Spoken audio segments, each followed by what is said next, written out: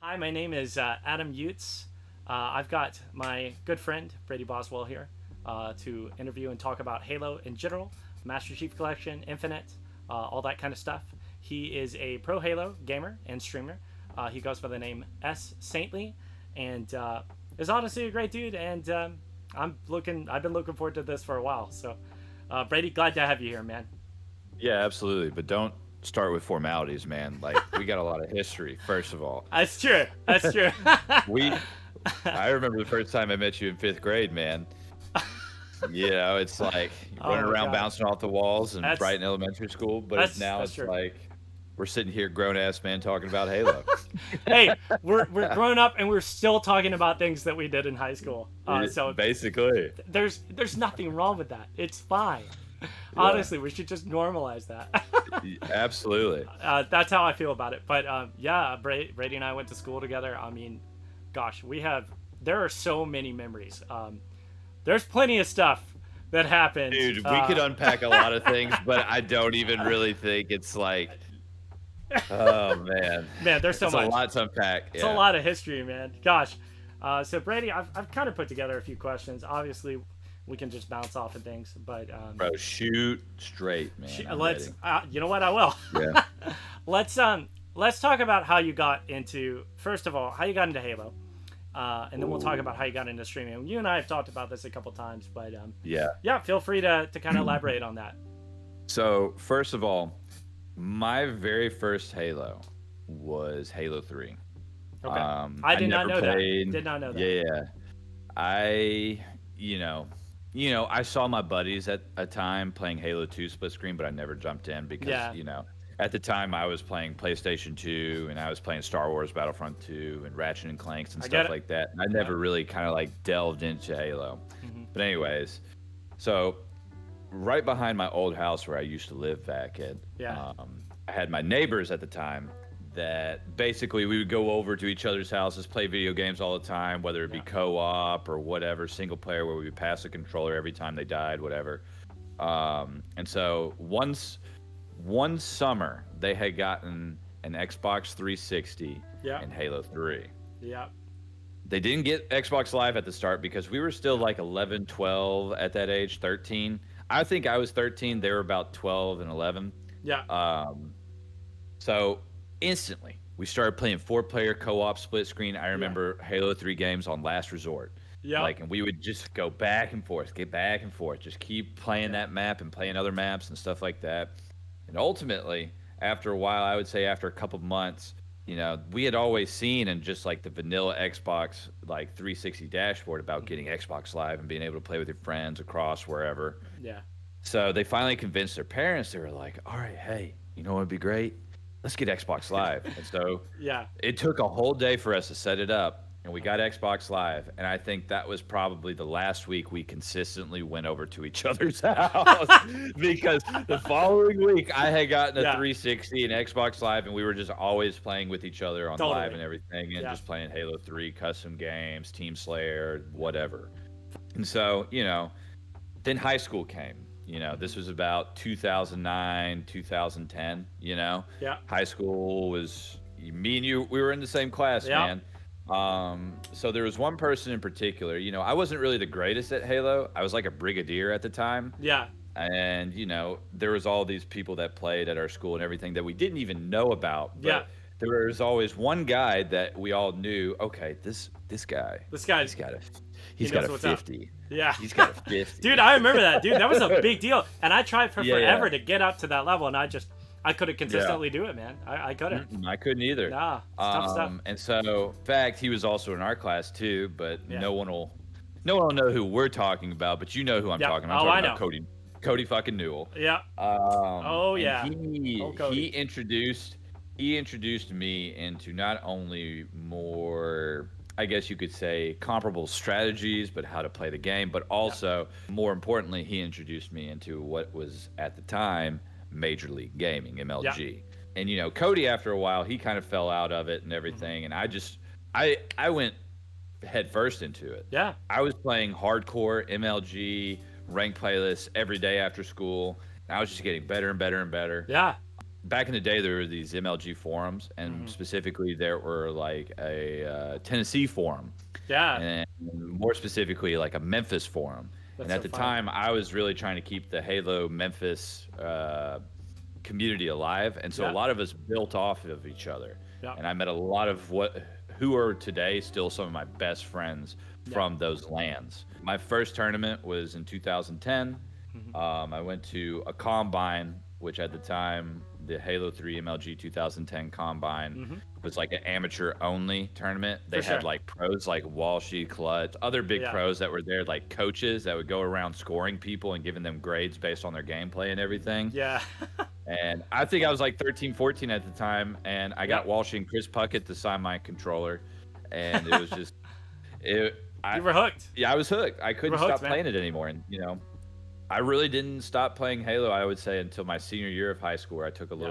little bit of a break. But yeah, that's kind of how I got into it. We got top 12 at that Nashville Combine out of 256 teams. This was my first tournament, Yeah. and I had been playing against a lot of these guys at that tournament on live, and I recognized Yeah. a lot of their names and everything. At that point, after that tournament, I just told myself, I was like, this is just something that I love. Yeah. So I've been sticking with it on and off, but now way more consecutively and consistently than ever. Yeah. Of course, I got my stream and I got other things going on as far as competing and stuff. It is definitely something now that has kind of grown more than I thought it would. Yeah. Yeah. So at this point, I'm just kind of like treating it as just a passion project at this point. Yeah. I'm just rolling with the punches, I guess. And not to segue too far off, but you said Yeah. something I really connect with, and that's passion project. As just a person who does anything, I think that it's really Yeah. important that you just enjoy what you do. If Mhm. if it's a project like that, and Yeah. when people see you enjoying something, they want a part of that. They want a Yeah. piece of that passion in their life. So, uh, I think and the that's saying awesome. is, if you build it, they will come. Yeah. So I think as far as my stream goes and as Mhm. far as like my competitive background goes, it is definitely something that is one of the sayings that I kind of like hold dear to, Yeah. like hold forward onto, Absolutely. Yeah. because ultimately it is something that I started streaming 3 years ago, man, Yeah. and I was playing Fortnite at the time because there was two streamers at the time that I Yeah. saw, and I was like, if these guys can freaking do it, I can too. For sure. And that was Doctor Disrespect and Yeah. Ninja. Yeah. Ninja, of course, had roots in Halo. Dr. D also has a little bit of roots in Halo, but he's sure. more of a character and has a lot of personality to him and Yeah. everything. And after that, I kind of got the ball rolling. I was playing Fortnite, streaming that, and like Yeah. Halo MCC Social Slayer at the time. For This sure. was in late 2016, early 2017. Yeah. I just started gaining more traction with viewership and everything on Yeah. MCC, and so I just dive right back into Halo. That's it, man. Right back into it. That's it. We always So- come back to it, man. Yeah. And now Uh, 3 years later, I got partnered on Twitch, and Yeah. That's great, Halo man. competitively has been very nice to me, so I can't really complain. And I love that you came back to it. And everyone has kind of a point in their life where they take a little break. And I remember when that yeah. was for me, like right after high school. I really kind of fell out of that stuff. I just wasn't really interested in it. I had so many other things on my plate. And it wasn't until recently that I kind of came back into the fold and really fell in love with that stuff again. Remembered what I loved about it, and I think recreating that and kind of giving that back to other people is something that's really awesome. So Oh yeah, it's definitely something that, even like after high school and stuff, you have to realize we were transitioning from literally not having anything on our plate our senior year of Yeah. high school besides what we were doing after Yeah. our last year of high school to going like full-time into college, maybe, full-time, part-time jobs, what other responsibilities that we had at the time. So for me, it was like I got back into Halo like towards like Halo 4 came out. And Yeah. after Halo 4 came out, Halo 5 came out, and I wasn't into that. And I just, Yeah. you take breaks and then you Absolutely. ultimately come back to it. And there comes a point where you're just like, okay, now I think I'm ready to like really sink my feet into it because Totally. I know my worth and I know what I'm capable of. Totally, absolutely, and that's really important. At Mhm. least I think so. So that actually segues into another question that I had, and I'll kind of talk about something a little bit first before we do that. But the period of time where I really kind of stopped playing Halo was Halo 3 came out, and Halo 3 was to me I made like a couple reviews for the different Halo games, and to me Halo 3 was the pinnacle the pinnacle of Halo, in my Yes. humble opinion. Considered the golden era. The golden era, and not only just Mm. for Halo, but honestly for online gaming. I can't remember a time in which I had more fun playing any game. I mean, Oh just yeah. the endless nights of custom matches, even like Hmm. ranked matchmaking, all that stuff. It was just it worked. It flowed so well. It was so fun to do, and yeah, man, it was just a really a golden era. It's a great way to call it. Bungie just they got it. They nailed it on the head. And I remember, there was a lot of talk about Halo 3 is the last Halo game, and so I followed ODST afterwards. I enjoyed ODST a lot, but Reach is where I fell off, and I can't even really synthesize what it was that that didn't get me into Reach, but I kind of lost my passion for that stuff. I've forgotten Yeah. why I loved Halo. I've forgotten why I loved that video game to a certain extent. Yeah. I didn't truthfully forget. It just wasn't at the forefront of my thought process, and Right. I don't think I even got Halo Reach at launch. I really don't remember, but yeah, I didn't play it that much until probably like a good chunk of time into its Yeah. like game cycle, and I remember coming back in and I played it. I played a Yeah. good bit of Reach, but not on the level that I did at Halo 3. And, I have a funny story about like midnight release Halo Reach. Yep. Me and Alex Martin, who was also Yep. my teammate. Old back then, Alex. Like, yeah. Miss that dude. We went to the GameStop That's right. to get that, Yeah. which is across the street, From your my old house. house. That's funny. And I remember you. I don't even know if you showed up there, but I remember. Me I and must him went have, to that because I tournament, remember you texting and- me about that. I Yeah. remember that. So I guess I did. I guess I did go. Yeah. But it was funny. It's like as soon as we showed up to that midnight release, we didn't even know whenever we got there that they were doing like a Halo 3 tournament and Yeah. everything. As soon as me and Alex walked into the venue, everyone just. I remember a lot of our high school buddies just looking. All right, everybody, we've lost. like Dude. me and Alex showed up, Yeah. and it was just over. And I think Everyone that's probably knew. one of my favorite like post Yeah. Halo 3 moment is like going to that Reach midnight release and seeing Yeah. all your buddies from high school or in college and Yeah. stuff like that. They're like, that why you did we gamed should with have in showed the up? past. Yeah, we didn't, because there was a lot of people showing up for the tournament. Yeah. And I remember specifically people were asking which GameStop me and Alex were showing up at, and we didn't tell anybody. Yeah. And we just ended up in one, and it was Yeah. because I remember there was multiple GameStops within the Mid-South area, or at least Yeah. like Memphis and Tipton County, that were doing like tournaments and Yeah. stuff. So because I know there was like a lot of guarantees if you win a tournament, you get a free copy and stuff, and so Yeah. we were trying to capitalize on that. Dude, I get it, man. Dude, I get it. Yeah, and I vividly remember now. I definitely went there, or at least we talked about it. But anyways, that's so crazy and so funny. I love that. So Yeah. this kind of like segues into something that I wanted to talk about, and that's just kind of your opinion on Bungie as a company now. Back then, I mean, I think all of us, we loved Bungie. We loved what they gave us, and we truly felt like the company cared for its fan base, and it really cared for the people that it was catering to. And for me, I feel like after Reach, that all started to obviously kind of fall away. I did not really play Destiny that much. I remember hearing lots of really mixed things about Destiny when it came out. First Destiny, of course. Yeah, and I just think the whole rapport of Bungie it changed. They lost Martin O'Donnell, the guy who had made the music for Halo. Martin O'Donnell, Michael Salvatore, they work as a team. And they lost Joseph Staten. He basically wrote the story for Destiny. There's like some information you can go look up about how that was created. It's really interesting. But essentially, like after he kind of wrote the what ended up being the final story for Destiny, he basically pieced out too.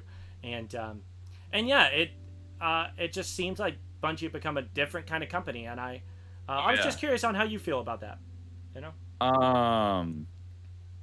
Well, I will say personally, you had the golden era of Halo. Yeah. You had Halo CE to Reach, and I would say as far as like Bungie's approach to Halo at the time, they didn't expect what they got out of it. Yeah, it blew up. Nobody Um, thought it was going to be what it yeah. was. You know. Exactly. And so I think ultimately Hmm. Bungie did the right thing by going away from Halo and Yep. focusing on a newer IP. It was Because time, even right? like during like ODST, you had the posters in ODST that showed Destiny and everything, and Yep. ultimately they showed, hey, this is something that we're segueing from Halo to invest in Yep. and be something a little maybe even bigger than Halo, Yep. It which was time, you know, right? We all. it was It time. was time. Yep. And with the conclusion of Halo 3 and then Reach being the prequel to the Yep. trilogy, I think ultimately as far as the narrative and the campaign narrative went, Hmm. it was strategic. Yep. And them focusing on new IP and being as creative as Bungie is as a studio, Yep. ultimately it allowed them to have a better visual scope on what they wanted to accomplish, because of course they wanted to stay in the FPS genre and they wanted to stay something relative to what made them so successful, which was Halo. Yep. But by adding new nuances and new ways to play the game like Destiny provided, it allowed Bungie to evolve as a studio instead Yep. of just being a purely campaign and multiplayer studio to something that is For akin sure. to an MMO, and being one of the first FPS MMOs of all time that was successful. Yep. So regardless whether you hold Destiny closer to your heart and think it's like a really good game, Yep. Destiny succeeded in what it was going after, and that was being a successful MMO that gave players the ability to continually play the game. Yep. Because let's look at it. Halo 2 and Halo 3, what is considered the golden era of Halo. People were playing that game religiously. Yep. Now, of course, there wasn't as much as competition back then as far as, Hmm. the FPS genre had concerned. But I mean, you look at Destiny's community, Destiny 1, Destiny 2, Yeah. there are people that love that series Yeah. because it is always something they can just easily hop back into, whether it's friends or by themselves, and grind, Yeah. get gear, get weapons, get whatever, and just continuously play, which Yeah. also instilled that Halo 3, Halo 2 Totally. original vibe. So You I could don't know. call it. I think Yeah. I don't know. You could call it. You could call it whatever you want. Call it Mhm. formulaic, whatever. Yeah. Brand new. Genre defining. Whatever you want to call it. But none of us can deny that like Destiny really, really solidified itself as kind of at the forefront of what I would Oh, call yeah. games as a service. In that Hmm. new generation of what a video game can look like, right? Oh yeah. Really And what it could mishmashing. provide. Absolutely. And I literally have so many friends that play Destiny 2 religiously. They love it. And so there's no doubt. I'd say, in my opinion, I think Destiny 2 is a good game. Um, It is.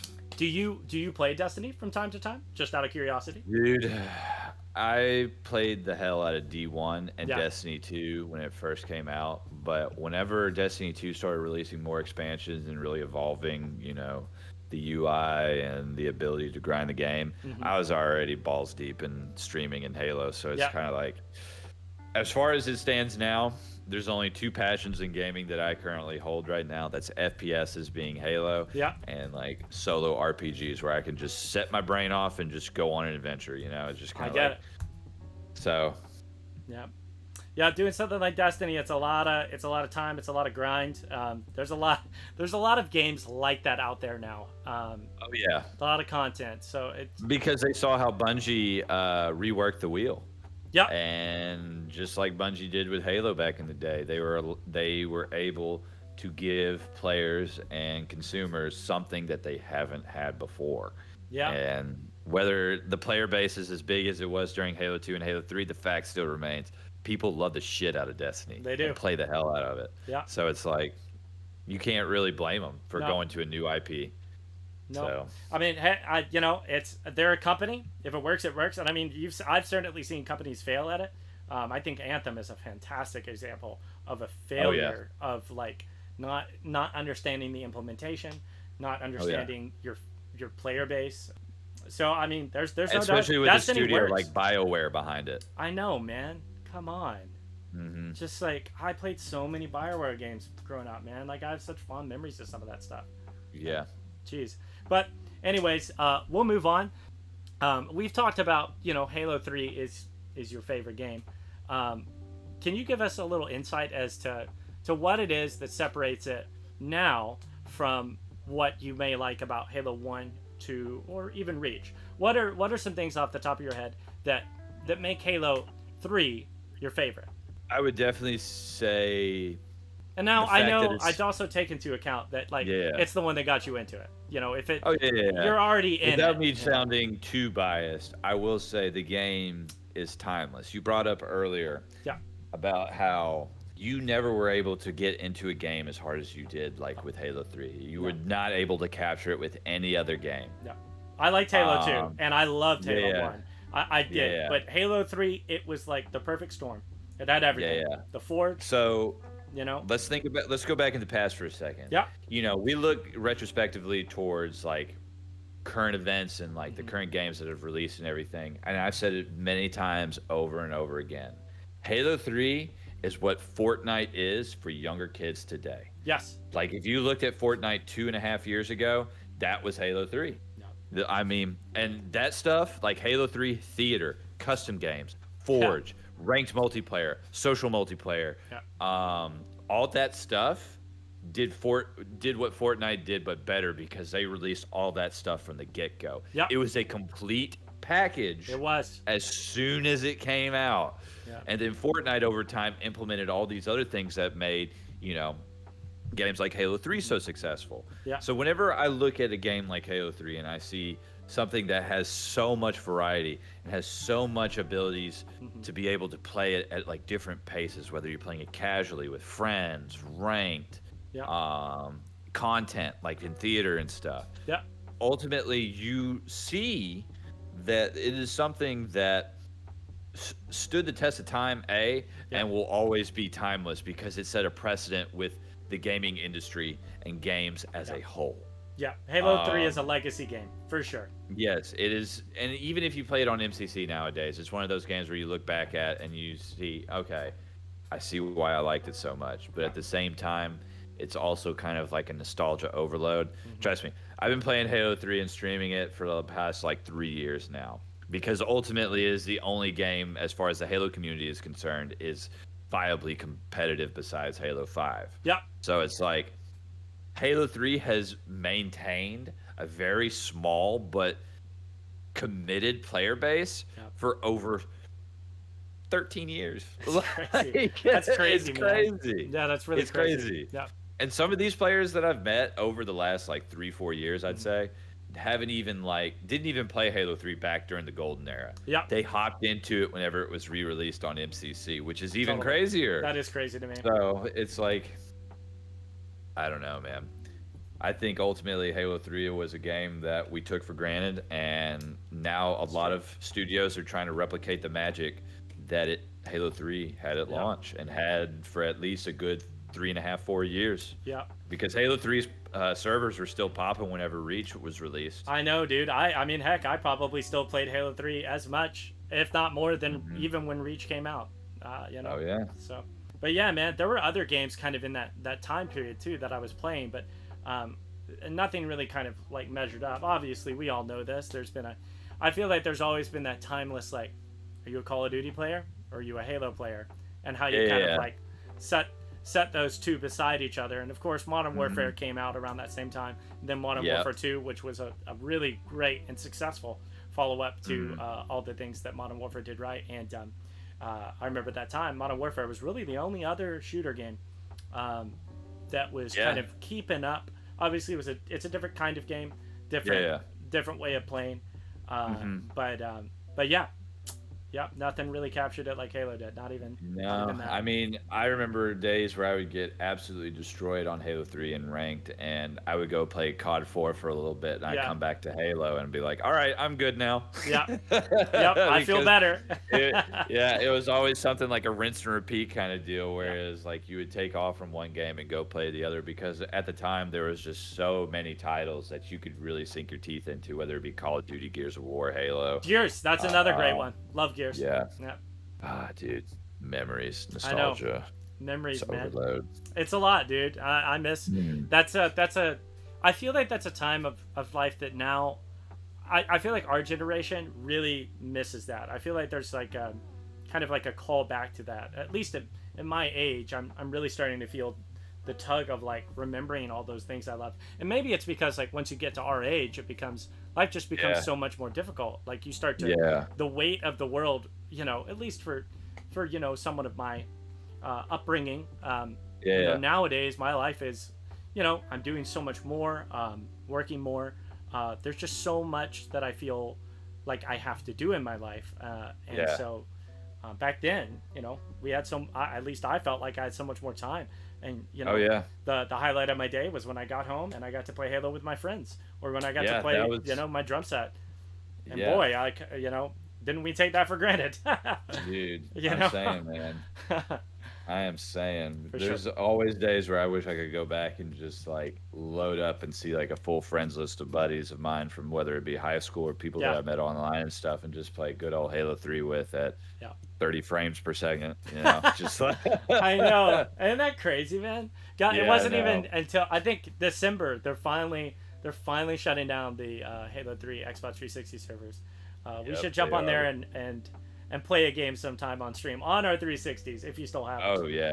That'd be kind of I fun. do. Do you see that little white box Yep. right there? Yeah, I see it. So it just has a shell on it. Its Yeah. technical name is Frankenbox. It still Freaking works. box. That's hilarious. I love Yeah, that. but I mean, That's I great. keep that there so I can go through all my old Halo 3 clips that I still have on that hard drive and stuff, which Nice. is even more like, oh my God, this was so long ago. Dude, I made a mistake. I should have. I'm sure you remember Bungie.net. Bungie.net was fantastic. Like Yeah. just being able to access all your stats. Dude, the sheer amount of hours, when I go back and look at the amount of time that I put Mhm. into like Halo 3 and even Halo 2. Wow. Like Yeah. and it was so cool too, because like you could take your screenshots, upload them online, um, hmm all that stuff. It was really, really great. People were taking screenshots of like post game lobbies, like people took pictures of their Fortnite wins.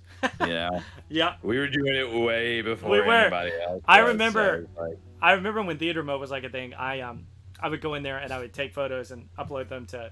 You could like access them through Bungie.net, and I remember I downloaded them and I took some. Like I was really into photography at that time, and so like I got some really cool camera angles and took some really good in-game shots, and I made those like my background on my computer for a period of time. And man, it's just so fun. I miss that stuff. it's crazy to think about. I know. So we'll move it forward a little bit. Okay. Another question I wanted to ask you was overall, how do you feel about 343's implementation of Halo? What are your thoughts? How do you feel about Halo 4 and Halo 5? Now I know we've talked about this before, but we can keep it brief. What are your thoughts? Now, whenever you compare 343's iterations of Halo to Bungie's, Yeah, you have to keep in mind 343 was genuinely a newer studio at the time, yeah, adopting a franchise that was more than beloved yeah, by the gaming community as a whole. yeah, It was something that set a precedent. It was something that ultimately people really felt strongly towards. for sure. So a completely new studio that was still taking a couple of the old employees from Bungie to continue the Halo genre and Yeah, continue Halo as a whole. yeah, We're basically approaching Halo under a new lens, under new ownership being yeah, under Microsoft, because Bungie at the time was their own IP or their own studio and just sold the rights to Microsoft. But now it's a game, yeah, or at the time, now it was a game that was completely owned by Microsoft, because at the time, yeah, even if you look back at the original Xbox, Halo CE was what made yeah, Xbox. yeah. It's what made it. There was not a singular other game at the time that held people by the balls that Yeah. CE did at the time. Nope. But anyway, Without I'm getting off. Halo, I think we can all agree Xbox doesn't work. It didn't. It It doesn't. wouldn't. No. Because even if you look back towards the Dreamcast era and stuff like that, there were like Shenmue and there were other good games on the Dreamcast Oh yeah. and stuff like that. There were good games, but they did not capture the entirety of the gaming community and pushed Yeah. a singular hardware, which was the Xbox, into the limelight of the console wars and Yeah. just the console society as a whole, being Absolutely. Nintendo, Sony, and now Microsoft. But anyways, Totally. off topic. I think 343 had every good intention that they could have going into it. Yeah. You really cannot have good intentions when you're adopting something that is so beloved. Yeah. But whenever we look at 343's track record and we look at the things that they've implemented, whether it be new game mechanics, the game itself, whatever, there's always going to be a drastic difference in opinion. Yeah. Well, I wouldn't even say opinion, but a consensus that 343's iterations of Halo aren't, like a better word, shit compared to what Bungie released. Yeah. And ultimately, I'd have to agree with that sentiment. I think because we have to look at the timeline.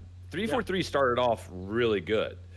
343 adopted Halo during Reach. Yeah. And implemented the biggest thing Halo Reach players have been asking for, which was no bloom, no sprint settings. Yeah. 343 implemented those settings into Halo Reach to satisfy the overall Halo community and to basically quell the expectations that they were setting upon 343 at the time, which were heralded. Everyone loved no bloom, no sprint. It was the first time we had played like a classic Halo experience since 3. Yeah. And that had been about a 2.5, 3 year gap. Absolutely. So we get the no bloom, no sprint settings. Then we go to Halo 4. And I don't know where people lie with on Halo 4. I know people have really mixed opinions, more so on the negative ratio. Or negative aspect, but Halo 4 did not click with a lot of people because they tried implementing so many things that were more akin to other titles, like Call of Duty, Battlefield, and kill streaks and drops, and game mechanics that weren't punishable, no rank settings, no theater. There was just a lot of things. Or no Forge, excuse me. They had theater, but they didn't have like Forge and good custom games like Reach and Halo 3 did. Whenever that game dropped, I mean, it was more than half of the general Halo community pretty much disappeared on 360 or playing other titles at that point because Halo 4 was just such a letdown at the time. Yeah. And of course, Halo 4 definitely has its campaign aspect, and people might appreciate the story in Halo 4 and everything. However, if we're talking purely multiplayer, it just didn't click. Yeah, it didn't do it. And then I remember we talked about it years ago. Yeah. I mean, at the time, I was competing in Halo 4. MLG wanted nothing to do with Halo 4 at the time, so there was another tournament organizer at the time called AGL, Arena Gaming League, and I was going to tournaments in Knoxville, New Jersey, all over the U.S. for these little grassroots tournaments that were in like LAN center basements and stuff with like 30, 40 teams. Oh my gosh. Stinky as hell. Like, but at the same time, Halo 4 holds a special place in my heart because of the friends I made during the time period. Yeah. Because people talk about grassroots organizations and grassroots communities all the time, but you didn't get more grassroots than you could with Halo 4 whenever the entire Halo community just up and disappeared. Yeah. Because it was just a small community of us that kept the game alive at that point, at least on the competitive aspect. For sure. Yeah. But anyways, then after Halo 4, you had MCC. Yeah. MCC at the time, I remember seeing it live on E3, and I thought, "Oh my god!" It was the holy grail. Like this is like, I mean, it was like an undergoing, and I feel fully confident in saying that I can't name another company that was bold enough to try to do something at that good of a value. Yes. And in my opinion, right now, like out of all the games that are in my collection, I would argue that Halo Master Chief Collection is the best value easily from the amount of game you get to the amount of money you pay. Master Chief Collection not that long ago was, I think, $20 on the Microsoft Store. $20. That's insane. Yes. But we all know about the problems at launch. Yes, you're forgetting. Horrible. You're not forgetting. You know. I know. The 30-minute wait times, buddy. 30 minutes. It wasn't even 30 minutes. It was more like 2 hours. The game didn't even function at launch for a full year. No. Or even 2 years. Halo MCC just was unplayable. It was. Completely unplayable from the campaign to multiplayer. Yeah. And I remember at the time, this is when the Xbox Ones were released. Yeah. And people were buying Xbox Ones to replay older Halo titles. Yeah. And then you dropped MCC, that did not work, Didn't work. soured the taste, and so many Halo fans, No. new and more importantly, old Halo fans, to the point where they wanted nothing to do with it Yeah. anymore. The UI was And bad. yeah, It took now forever we're to looking find down at matches. I like mean, 7, 8 years now. Halo MCC runs beautifully, yeah, and it's a game that you can keep on playing and yeah, hop back into, whether it be CE2, 3, 4, Reach, whatever, on PC or console. So it has came a absolutely. long way. Yeah, However, one could always make the argument it was a little too late, you know? that's true. It Um, took them a long time, man. yeah, Yeah, I think that was a botch, and I'm not really sure what the deal was. Like, why could they not fix it faster? I don't know. I'd be willing to bet that maybe some time constraints with like wanting to do it at the 10th anniversary of Halo 2, um, probably probably led into that. But forced it. Yeah, yeah, there was always that, you know, but that idea. I think we could all agree Um, that like, you know, at least I feel like 343 has learned from that mistake as of recently. yeah, Obviously, because Halo Infinite got pushed back an entire year. You know, yeah. so Um, thank God, by the way. Like I yeah, can't even like just thinking about it now, like with all the implementations and changes that we've seen, I can't imagine what Halo Infinite would have looked like at launch. Like yeah. I don't know. It's crazy to think about because I always have flashbacks to every game release. Halo MCC's game release literally has set me up to believe that every game release, whether it be an FPS, RPG, whatever, is going to be something Yeah, that is not necessarily doomed to fail, but has a very strong chance of it. Like, yeah, and then yeah. what really solidified it, and this is just off topic, but Hmm. Cyberpunk. That's Oh, what really solidified it. And I I was just just like, I what a can't pre-order botch. games anymore. I'm not pre-ordering anymore. What a botch, man. Yeah. Like the hype, dude, the hype for Cyberpunk was insane. Everyone knows it. It was the most anticipated game. And then a few weeks people were saying they hated this game. They were taking it back. They were getting their money Yeah. back. It's just I could not get over like how Yeah. it's just nowadays, and this is a completely different topic, but I think Yeah. this is relevant, is that games, because there's a we can fix it later mentality with the internet now, Dude. there's Oh, no commitment to make your game perfect at launch. nope. Not There's at all. not. There's really not. But Yeah. anyways, back onto what we were talking about. You know, you went from MCC, you know, the launch problems, and then you went to Halo 5. Yep. And Halo 5 at the time was heralded as a game that set up a new breed of Halo players, a more modern, younger group of Halo players. Yep. And I think ultimately Halo 5, granted, the game worked fine off launch. It had Yeah. ranked playlists. It had a bunch of people playing it. It really boosted, you know, sales of Xbox Ones at the time, and even Yeah. got older players of Halo to play the game. Yeah. But I think what it did, for the most part, whether it be good or bad, and in my opinion, I think it is kind of leans a little bit more towards the badder spectrum. It separated classic versus modern Halo ideals. Yeah. Okay. Halo 5 had ground pound, shoulder charge, sprint, thrust, a whole bunch of armor abilities. Core functionality, core mechanics. Yeah. Yeah. Yeah. Which completely deviated from the original Formula. Halo formula.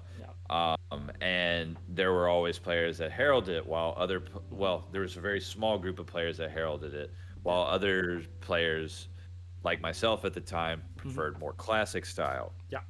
Um, Slower pace, I wouldn't even say slower pace, because even with no sprint on Halo 3, like, there is an ability to play Halo 3 at an incredibly fast pace. Yep. You just had to be good. It's true. You It's just true. had to be good. No, you're totally right. Uh, Yeah. So it's like, I don't know. I just thought Halo 5 was a good game, but it wasn't a good Halo game. You hit it. My So- friend, you literally hit it. My friends and I have talked Yeah. about this many times, and that's exactly what we say. Is Halo 5 a good game? Yes. Yeah. Is it a good Halo game? No, it's not. Mm-mm. Not at least in my opinion. It doesn't live up. And You know, it's super funny. I actually watched this. I'm gonna take this from a review. I watched an IGN review, and obviously, like, there was no need for me to watch a review on Halo 5. I played Halo 5.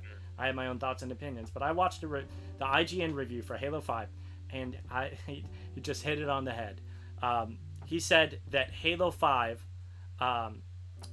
really felt like, for the very first time, that Halo was not a leader, but that it was a follower. And they were implementing so many aspects of different other yeah, IPs and titles that ultimately they lost their originality. yep. And I think I really do think that I think they lost focus of what it is about Halo, that formula that really keeps people coming back. It wasn't that we didn't have sprint. It didn't need that. It didn't need, I don't think it necessarily even needed like increased use of scope. Like, I didn't. That's not necessary. ADSing. Yeah, no. But I think some of that was lost in translation between like the transfer of IP and just 343 kind of taking the reins. And say what people will about the storylines. We could talk about that for a while. Too. But to answer your like question earlier, how do I feel versus 343 and Bungie? I feel like 343 ultimately had good intentions. Their how they implemented it. Yeah. They're still learning.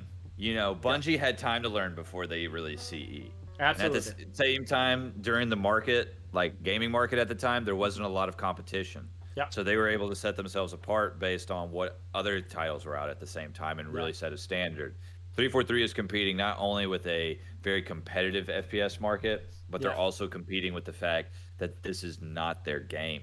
Yeah. They're learning. And I don't always want to give people excuses all the time, especially a conglomeration of people that ultimately have played Halo and should know exactly, well, not exactly, but the idea that most people who enjoy Halo want, but they're still learning. And I think, especially with what I played this weekend with Infinite, ooh-wee, I think they finally getting it right.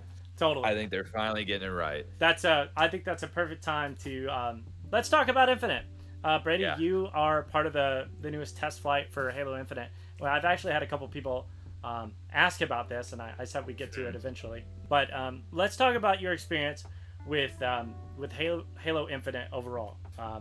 What are your kind of initial thoughts, the way you feel about it? Okay. How does everything feel overall, etc.? Okay, Halo Infinite definitely needs a little bit more polish before they release it this holiday. Yep. If they release it this holiday. There's still the widely accepted conspiracy theory that they're going to push it back another 6 months to a year, which if they do, oh my God, please don't. I get it. But anyways, we won't get into that. I think the game definitely needs more polish. What I played this weekend was something that I didn't expect, but at the same time, I had an idea what to expect, if that makes any sense. Yeah. So I definitely thought that we would see a lot more of Halo 5's, I guess, overall shooting, overall how you play the game. I thought I would see that a lot, which I did. However, it wasn't exactly like Halo 5. Yeah. I believe Halo Infinite is a conglomeration and a mixture between Halo 3, Halo 4, and Halo 5, taking all the best aspects from each one and implementing it. Yeah. Like we've talked about it earlier about the sprint versus no sprint, sprint like theory and stuff. What's it called when you climb over something? Clamber. Clamber. Yeah. Clamber. Yeah. I feel like 343 has finally got it down now. Like sprint isn't something that's like a getaway free card now. It's something that is not really advantageous all the time. Yeah. Like you don't need. It's actually in Infinite. I feel like at least once the game is released more widely, it's going to be something that's going to be discouraged in a lot of engagements. Weapons. Yeah. Dude, the audio for the weapons, they sound so satisfying. Like I cannot wait to play BTB. Yeah. I cannot wait. I think universally it felt like, I think most people that I have talked to and that I'm friends with universally felt like the BR sound in Halo 4 and Halo 5 just did not live up Yeah, it didn't click.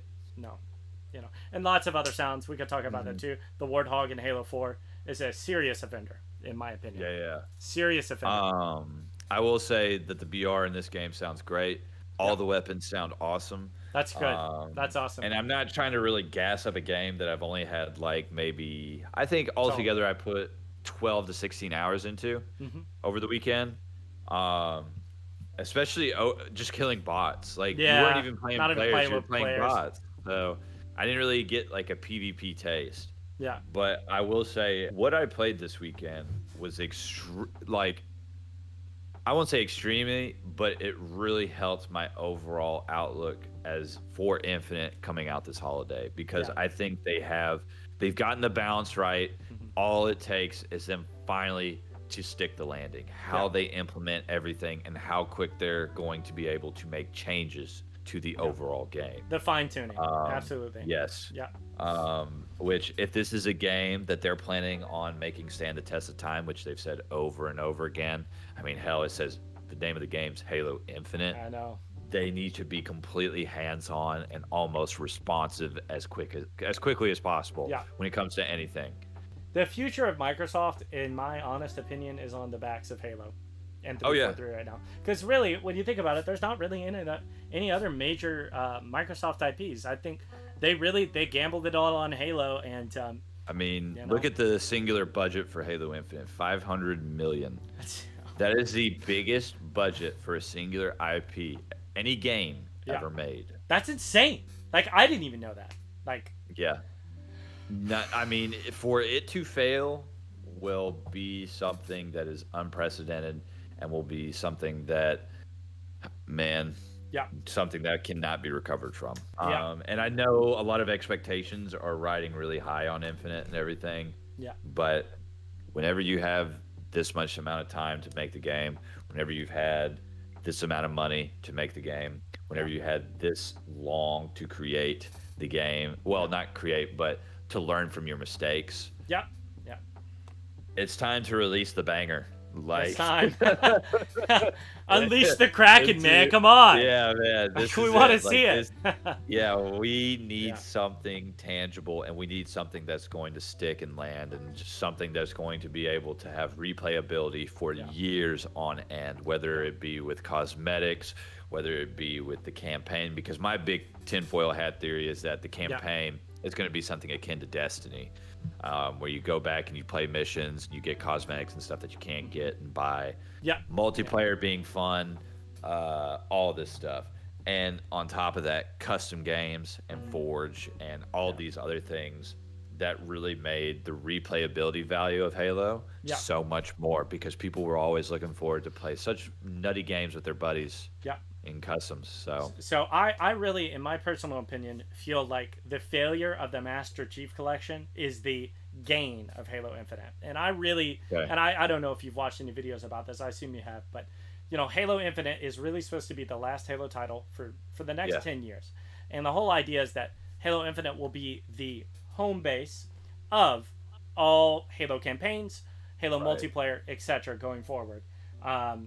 So I really, in my humble hope, is that the mistakes that were made in Master Chief Collection and the good changes that they brought to the Master Chief Collection, all those things will help make Infinite work as a whole. Oh, I hope.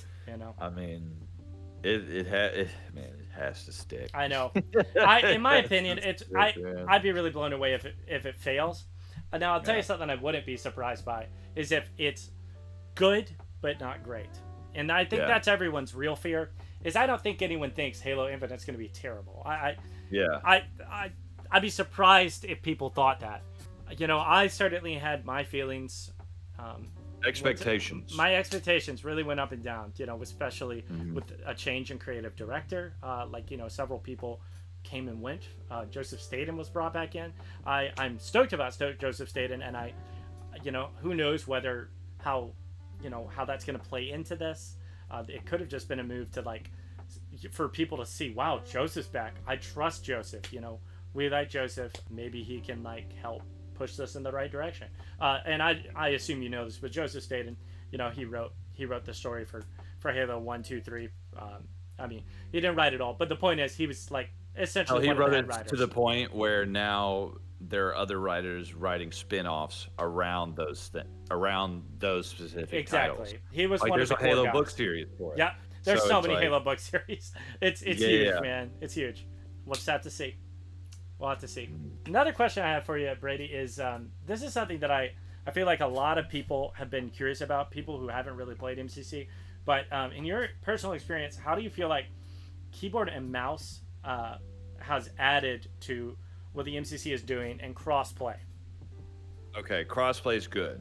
I don't Yeah. care what anyone says. Crossplay is good, regardless of the fact that we have to deal with cheaters in certain playlists and stuff like that. I mean, MCC doesn't really have like a great anti-cheat, so it's just going to be one of those things, which will bring me to another point being Halo Infinite. One big thing that it needs to succeed, especially on the multiplayer front, is a good anti-cheat. Yeah. Um, but anyways, to segue back into what you're saying, with keyboard and mouse, it definitely opens up a new parabola of players to be able to play the game. I think ultimately a lot of the older Halo players nowadays who used to be on 360, the standard Xbox, whatever, Yeah. they've been on PC for a long time now. Yeah. And they have played most games with mouse and keyboard.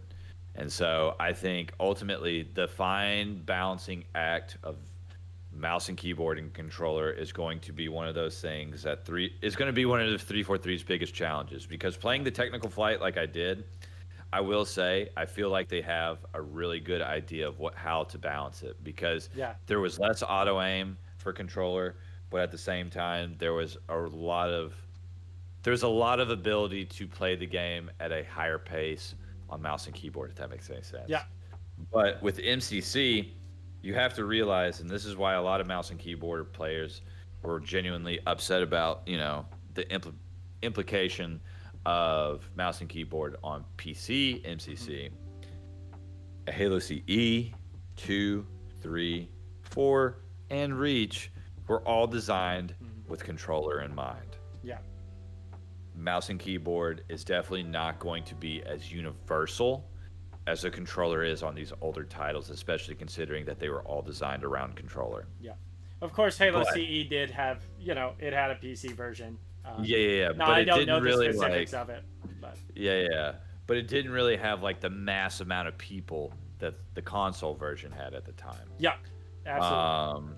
But I do think, with mouse and keyboard and crossplay, it's going to open up the floodgates. Yeah. And it goes back to your point about if the game is good or if it's great. Now, if it's good, okay, players will play, and they'll do their own respective things, go to other titles or stick around, whatever. But if it's great,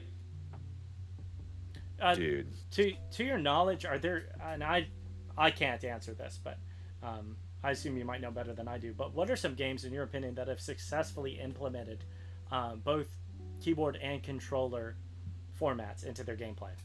FPS. I think Apex is probably one of the better ones right now. I also think that there's not very many of them, honestly. Apex, I think, is probably the best one right now that is able to do the balancing act as strategically as possible. You could always make a case for COD, but I mean, you look at like a lot of competitive COD players, they're playing on controller. Yeah. There's really no one that plays mouse and keyboard unless it's Warzone. And I mean, Warzone definitely has a little bit more merits as far as mouse and keyboard is concerned, because it's a battle royale, infinite amount of variables going on. But I think it's really hard to balance that, especially in an arena shooter. Now, the games that I just said are battle royales. Yeah. In an arena shooter, it's way more difficult, in my opinion. Yeah. So, Oh, we got some people. I had a couple of people in chat. Yeah, Apex was mentioned. Call of Duty was mentioned. Fortnite was mentioned. I have no experience with playing Fortnite. I know you played Overwatch for a little while. I don't know, how that. Overwatch is mouse and keyboard dominant. Yeah. Simple Okay. as that. Yeah. Gotcha. I'm As not far as I surprised by know. that. I'm not surprised by that. Yeah, just because you're allowed a little bit more, like, I guess, movement options while also being able to snap to people real quick with the mouse and keyboard. Gotcha. So, Gotcha. Let's talk about just a little bit about your streaming life. You stream a lot now. You're Ooh. streaming mostly MCC, right? Or is that it? Yeah, mostly, MCC and well, pretty much Infinite. MCC. Yeah, that's Yep. it. Yeah. Let's talk about your schedule a little bit. What's your schedule? hmm So I stream Monday through Friday, 7 a.m. Central Time to about 11 or noon, depending on when I have to work. And then as soon as I'm done streaming, I go straight to work. Yeah, That is my schedule, man. that's it. It is like bang bang, and then whatever I got to do afterwards, Mm-hmm. or if I have a little bit of downtime, I try to take afternoon naps. So, That's a lot. But I don't it think is. people realize the amount of time and dedication that goes into doing something like streaming. It Especially. is. It's not. A lot of people will ask me, all right, what are some tips for beginning streamers? Yeah, And I won't get that question a lot, but I'll get it every now and then. yeah, And yeah, I literally tell them, listen, A, luck, B, consistency. yeah. That's it. Sounds Um, about right. Yeah, I mean, ultimately, you can't bring the best version of yourself to your stream every single day. You're human. yeah, A lot of the times, there are days where I wake up and I'm like, fuck, I don't want to stream. yeah, You know. But there are other days where I just suck it up. I keep doing it. I go at it as if it's something that um I'm no longer doing it for me, if that makes any yeah. sense. It's beyond you Um now. It is. It's yeah, it's like I've heard lots of people say this. When you create something good, when you create something really special, it becomes basically. owned by the people who are consuming it. It's like Star Wars. George Lucas may have created Star Wars, but George Lucas does not. He does not own Star Wars anymore. You know that's the people. The people have that now. And granted, Yeah, other yeah, yeah. people may have their own spin or interpretation on it, whatever. But when you create something, you know, like that, eventually, it becomes beyond you. It takes a life of its own. Yeah. And that I feel like that's how my stream is nowadays. I'm nowhere big to the point where I'm having thousands of viewers, but at the same time, every day I go live, I hit about 100, 150 viewers, and it's just like, the way I see it, it's like if I was a college professor, it's my auditorium. Yeah. It's like Isn't that it's insane? Like these people literally come to your stream, and you didn't ask them. You didn't say, "Hey, do you want to come to my stream?" They're not like people that you know from like real life necessarily. They're people that just they see you online and they just come in and they hang out with yeah, you. yeah, It's and it's that's all it is to it. That's so And funny. Yeah. I always tell myself I am better than I deserve. And my stream, as I was saying earlier, has taken a life of its own, and it's just something that I keep doing it Yeah. because it's ultimately just something now that I just want to keep on continuing and grinding, because Yeah. you never know, it might be something way bigger than I ever thought I could imagine. I've been doing this for 3 years, Yeah. and it took me 3 years to get partnered, which I know a lot of people have been streaming for a lot longer than that, and sometimes a lot less to get to that point. But either way, if it's not hard, then why do it at all? So I think as it stands now, with Infinite coming out and just what I got going on in the backgrounds and just continuously trying to push out content, I think you never know. It could be something that's I could do full time with, and if that's the case, then look, dude, then I'm way better than I deserve. Totally. I mean, that's So that could be the goal, man. And I mean, if it you're could, enjoying it enough, why not, man? yeah. Why not? So That's awesome. it's just one of those things, man, where I'm just taking it day by day, and that's how I have to approach it. And I know I have my mornings where I just don't feel like signing on, and I don't want to like stream. I just want to like reset or watch some Netflix or just go work out or do something else. But it's like I can't do it anymore because now it's about the people, whether Yeah. they be the trolls or they be my biggest supporters and people of my community. It's just I have to bring them the content that they want. Yep. So That's it, man. That's it. Eventually, it becomes out of your control, and it is. you know, I mean, you could control it, but you could try to at least, Dude, I have no control. You know this. I get it, man. I know. I know. You already know this. Like, I leave Dude, everything. your chat is hilarious, bro. First of all, I need to establish for everyone in here. Brady has one of the funniest, most enjoyable streams. Genuinely creative, genuinely unique, and I remember the first time I watched Brady stream. People would pop into chat, and I think they would sub. I don't know exactly how it works, but people will give him subs or bits, and he has a separate camera for doing push-ups, and he will just do push-ups on stream. Sometimes and it's hilarious. I won't do it. Dude, that's so funny. You have a push-up cam. It's a cam for pushing up. It is amazing and hilarious.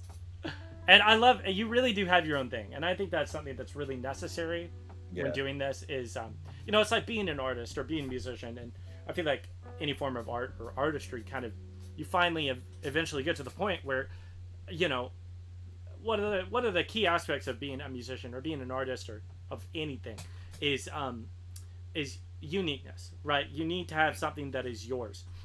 Nobody can sing a song like Whitney Houston. Not in that way, and you really have something special, something that I find defines your stream, and that's you. It works. Like you're wholeheartedly you, and that's something that I really appreciate. It doesn't feel like you're pandering. You're Brady. Like when I watched you on stream, I was like, that's accurate. That's pretty accurate. That's pretty much how Brady is. It's definitely something that I'm incredibly blessed with, and I'll just take it day by day. That's awesome, man. I love it, dude. I'm here for it. I'm here to watch.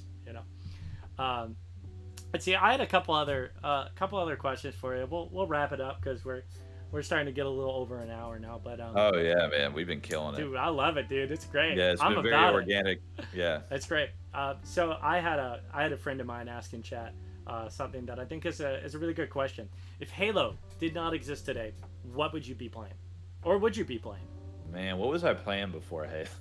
And it doesn't, by the way, we don't have to talk about just first-person shooters. I know that you love more games than just first-person shooters.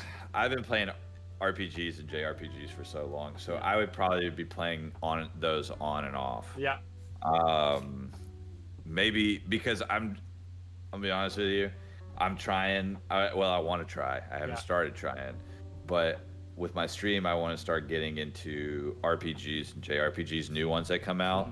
So the first one I'm going to stream is the new Tales of Arise game that comes out in September.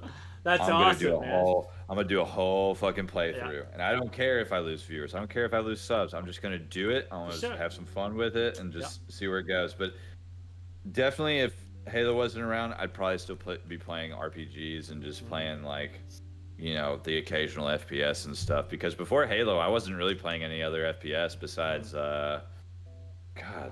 Star Wars Battlefront, which was a third-person shooter, So. Yep, those old Star Wars Battlefront days, man. Yeah. That was a good time too. Oh yeah, dude. I used to love that.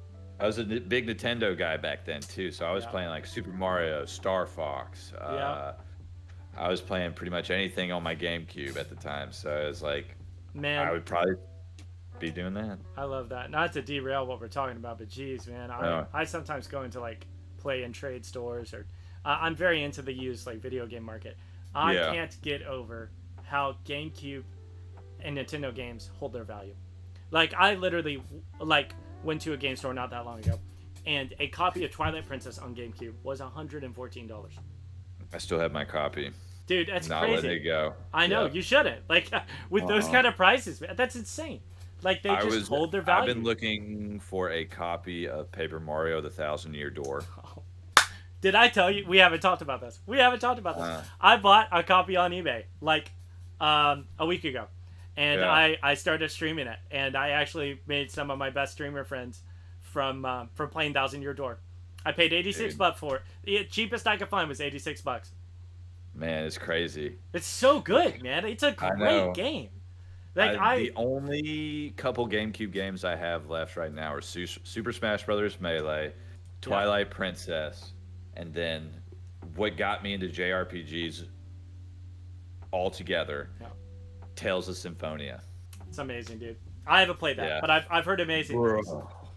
That's You can awesome. download it on PC for $15, Okay, and it is literally one of the best JRPGs you will ever play that's from amazing. beginning to end. From I love it. beginning to end. That's awesome. Yeah. I love JRPGs. I love RPGs. In the past few years, I've really kind of gotten into collecting and even playing some of them. Obviously, we could talk about some of the notable ones: Chrono Trigger, Final Fantasy. Yeah. I think it's Final Fantasy V. I can't remember the name off the top of my head, but yeah, I love that stuff. And yeah. obviously, like you and I were really into anime too, and just Yeah. you know that kind of like Japanese style of gaming. And I feel like anime or JRPGs, all that, they kind of intersect in a weird way. They do. You know? I mean, they're essentially the same thing, except you're actually in it, you know? Yeah, and even like Chrono Trigger is like one of the greatest examples of all time, right? Akira Toriyama did the art for Chrono Trigger, the guy who wrote Dragon Ball Z. Yeah, iconic. I mean, when does that happen? When do you get a mangaka creating the art for a video game? Well, Tell you, Dragon Quest. That- Akira Toriyama also did those too. I love Dragon Quest, dude. Oh Yeah. my gosh, so good. The music is unreal too. Like, Yeah. man, I could talk. We need to just do a stream talking about that stuff because Yeah. I need that in my life. I love it, man. I love it. Yeah. You've talked about this before, but I do know that The Witcher 3 is one of your favorite games of all time. When are you gonna stream it? Are you gonna stream it? A whole nother replay of it. Oh my god, I've played that game 4 times through, man. It's great. It's I great. played it. I played it so I could see every other Yeah. alternative to every side quest and main quest. I've read all the Witcher books. Yeah. I have 2 separate Witcher medallions that I wear out. I'm thinking about getting a Witcher tattoo this October. Oh my god, yes, Yeah. dude. Yeah, Geralt is probably my favorite protagonist of all time. I get it, would man. say. I really Yeah. do. Like, I mean, obviously people love Geralt, and obviously people love Witcher because, I mean, it's just been so successful, even as just a book, as a franchise as a whole. I think we can all agree that like Witcher's great, man. It really is. Oh yeah, well it was complete accident how it got popular. Basically, I think it was a Swedish guy. Or was it Swedish? I can't remember what country he was from, but basically he sold over the rights to CD Projekt Red at the time. Yeah. They made the first Witcher. It kind of sent a little bit of waves, but then Witcher 2 came out and it really made people excited. And then Witcher 3 kind of blew the ceiling off, and then everyone was into it. Because I started playing The Witcher and Witcher 2. Yeah. If you ever get the chance, just watch the opening cinematic on YouTube or one of the opening cinematic trailers for The Witcher 2, where this Witcher gets on the boat and kills this king. It's one of the best things you'll ever see. Like, you're just like, holy hell. I actually, so I got Witcher 2 and I started playing it because I thought that I wanted to like get into the world a little bit before I just hit 3, you know? Yeah. But that's awesome. I'll definitely find some time to play that. Heck, I'll play it on stream. Yeah. But that's awesome. Yeah, man. I would just be playing RPGs. Otherwise, I mean, I get it. What I'd be doing. I get it, dude. Real quick, I'll ask you a question. What are your thoughts on Elder Scrolls games? Do you like Elder Scrolls games? I love them, but I hate them at the same time because they consume me. The way you started saying that, I was not prepared for the way that you responded. I played my first one. So you remember earlier in the podcast we said like whenever I would go over my buddies and we passed the controller over whenever we died and played. Morrowind was one of those games. Yeah. We never beat it. I don't even think we came close to like the main quest. Who beat Morrowind? Like. Yeah. So we played that game pretty much for an entire like couple months, just going back and forth, passing the controller, trying to like navigate throughout the place. And then Elder Scrolls 4 came out, but I didn't play Elder Scrolls 4 when it first came out because me and my buddies had such a challenging experience with Morrowind, so I kind of put it off. Yeah. But I ultimately got it in preparation for Skyrim, which had been announced a year prior. Yeah. And I played the hell out of Oblivion. Dude. I mean, the hell out of Oblivion. You're preaching to the choir here, baby. Yeah, and then Skyrim came out, and I'll never forget the release date. We were seniors in high school, November 11th, 2011. Yes. Yep, never forget And that number.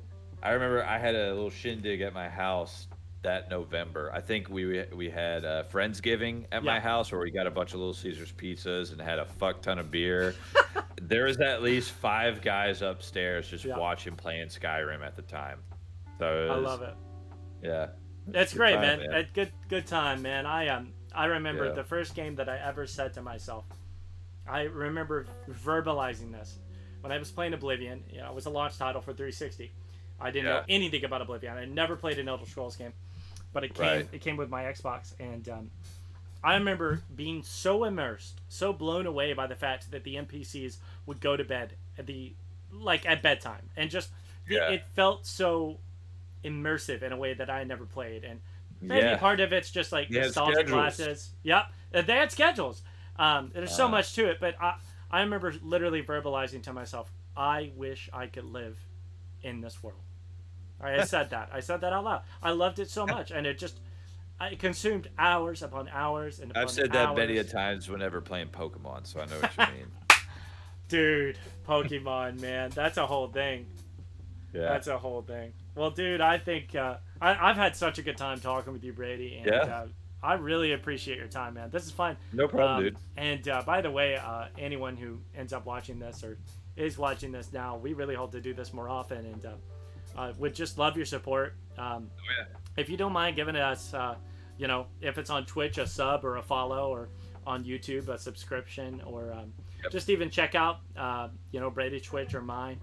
We'd highly appreciate it, and I'd like to do this more often. This is so fun. Once a week podcast where we just talk about whatever, man. I love think it. The next episode needs to be either One Piece related, or it needs to be needs to be JRPGs, or it needs to be something stupid. I'm down. High school stories, something. Oh my gosh, the high school story, dude. We could talk. I am sure you remember about. I'm pretty sure you were at this, but that kegger that happened in Millington. Do you remember that? Hold on. So Was it? Oh. Yes. You're talking about the one where we ran away. Yes. We got there. Okay. And I remember we looked for it for forever, and you're like, dude, I just remember. I don't think he was in Millington, though. I think he was in Fayette County. It could have been. It could have been. Because I remember going all the way down 64, like if I was going to the DMV out in Fayette County. Yeah. We went on this back road, and then we just see a bunch of cars, and it's just, We didn't know where to go, and the only way that we knew the right direction to go, because the address was not super accurate, was that we saw a bunch of cars turning off into a driveway, and we thought, okay, I think this is the way to go. And we drove up there. This looks it. And we just park on a hill. You walk up, dude. It's just in the middle of the woods. Just like a bunch of people. Like it was like an outdoor club, man. It was insane. And I'm like DJ. chilling. I'm like hanging, and you're just like chilling out. You're like, dude, I don't get good vibes from here, man. You're like, I think we need to just relax and kind of play the field a little bit. Before we kind of relax. And what do you know? You were right. Dude, the cops just showed up and 30 minutes into it. Dude, they shut down. Dude, they shut that thing down, and people were running. People were just running. Oh my gosh. I remember it was me, you, and Will. Yes. And so the hill was like at an incline, so the party was up at the top of the hill and everything. Yeah. And all the cars were parked like on like the incline and everything. Only and one I way remember out. As soon as I see like all the sirens and everything, I look at you and Will, and I'm like, "Come on, guys, we gotta get the fuck out of here!" And I remember we just started sprinting to my car and everything. Dude. Me and you get to my car, and then we turn around and we're like, "Where's Will?" Oh my God, Will? we couldn't find Will. Yeah, where's Will?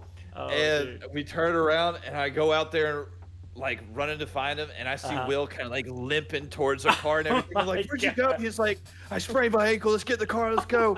And I mean, we were like one of the first cars out of there, man. Dude, and the scary thing about this place too was there's one way in, one way out, and the cops were coming in.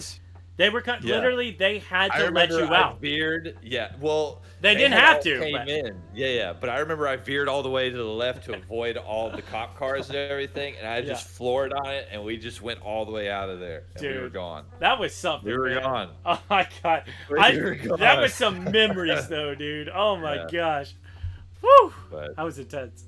yeah, Well, cool, man, dude. I've had such a good time. That was so yeah, fun. for sure, man. Definitely, like, we will do this again, ASAP. I want to do Yeah, this very often. This is too much fun.